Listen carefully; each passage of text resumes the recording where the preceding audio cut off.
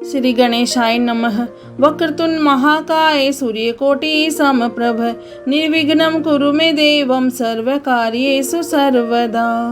गणेश जी का नाम लेके हम श्रावण मास महात्म प्रारंभ करते हैं। हे शंकर भगवान, हे माता पार्वती, आपको कोटि कोटि प्रणाम और कोटि कोटि धन्यवाद। श्रावण मास महात्म का 30वां अध्याय प्रारंभ करते हैं। श्रावण मास महात्म के पाठ एवं श्रवण का फल। ईश्वर बोले, हे सनत कुमार, मैंने आपसे श्रावण मास का कुछ महात्म कहा है। इसके संपूर्ण महात्म्य का वर्णन सैकड़ों वर्षों में भी नहीं किया जा सकता।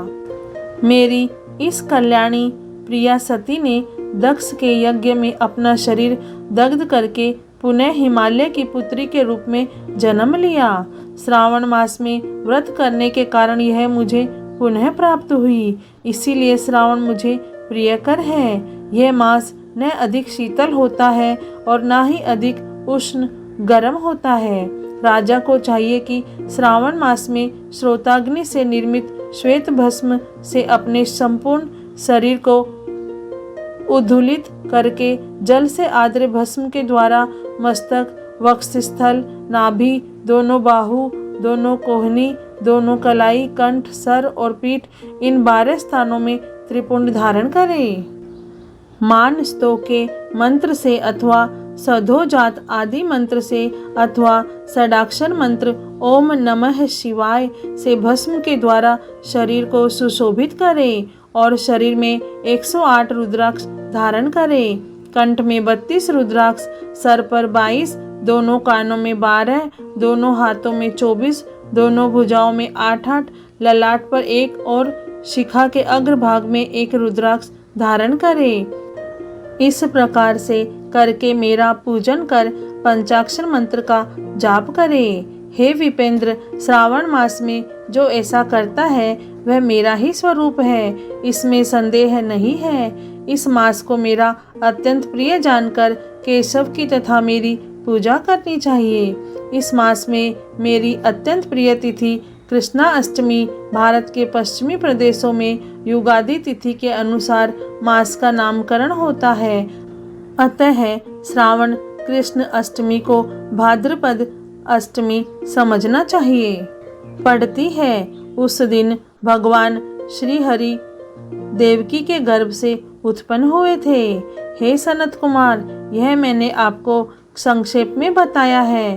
अब आप और क्या सुनना चाहते हैं? सनत कुमार बोले, हे पार्वती पते, आपने श्रावण मास का जो कृत्य कहा उन्हें सुनकर आनंद सागर में निमग्न रहने के कारण और उनका वर्णन विस्तृत होने के कारण व्यवस्थित रूप से स्मृति नहीं बन पाई।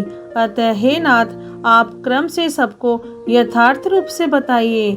सावधानी से सुनकर मैं भक्ति पूर्वक उन्हें धारण करूंगा। ईश्वर बोले, हे सनत कुमार, श्रावण मास की शुभ अनुकर्मणिका को आप सावधान होकर सुनिए। सर्वप्रथम शौनक का प्रश्न, तत्पश्चात सूत जी का उत्तर, श्रोता के गुण, आपके प्रश्न, श्रावण की व्युत्पत्ति, उसकी स्तुति, पुनः हे मुने आपका विस्तृत प्रश्न, इसके बाद नाम कथन सहित आपके द्वारा की गई मेरी स्तुति, फिर क्रम से उद्देश्य पूर्वक मेरा उत्तर, पुनः आपका विशेष प्रश्न, उसके बाद नक्त व्रत की विधि, रुद्राभिषेक कथन, इसके बाद लक्ष्य पूजा विधि, दीपदान, फिर किसी प्रिय वस्तु का परित्याग, पुनः रुद्राभिषेक करने तथा पंचामृत ग्रहण करने से प्राप्त होने वाला फल, इसके बाद पृथ्वी पर शयन करने तथा मौन व्रत धारण करने का फल, तत्पश्चात मासोपवास में धारणा पालना की विधि, इसके बाद सोमाख्यान में लक्ष्य रुद्रवर्ती विधि, पुनः कोटिलिंग विधान, इसके बाद अनोदन नामक व्रत कहा गया है।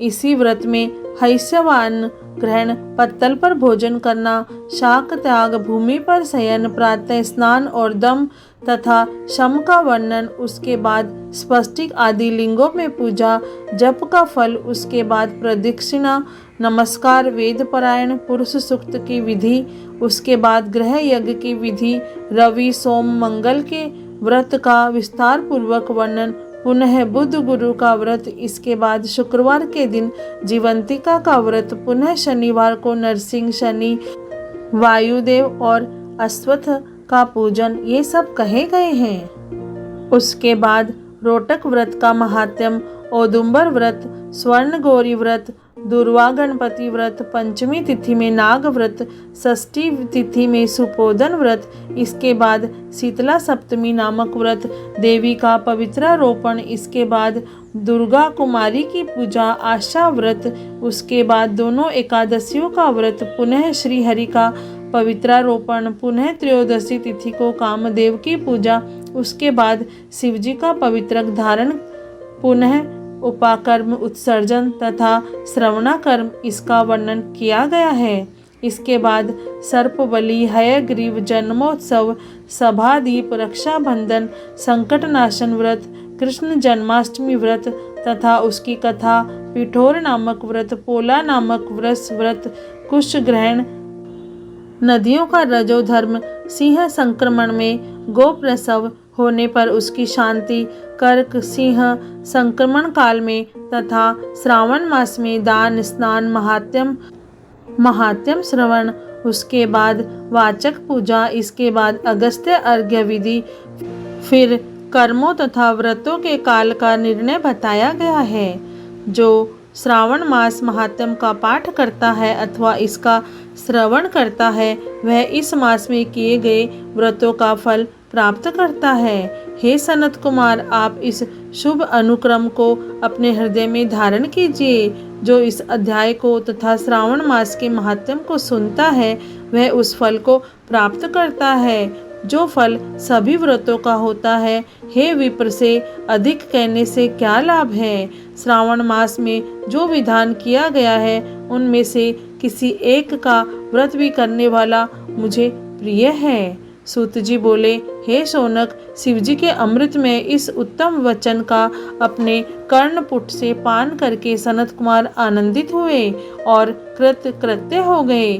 श्रावण मास की स्तुति करते हुए तथा हृदय में शिवजी का स्मरण करते हुए वे देवर्षि श्रेष्ठ सनत कुमार शंकर जी की आज्ञा लेकर चले गए। जिस किसी के समक्ष इस अत्यंत श्रेष्ठ रहस्य को प्रकाशित नहीं करना चाहिए। हे प्रभु, आपकी योग्यता देखकर ही मैंने इसे आपसे कहा है। इस प्रकार श्रावण मास महात्म्य का 30वां अध्याय पूर्ण हुआ। हे भोलेनाथ, हे शिव शंभु, हे माता पार्वती, आपको कोटि कोटि प्रणाम और कोटि कोटि धन्यवाद। ओम नमः शिवाय।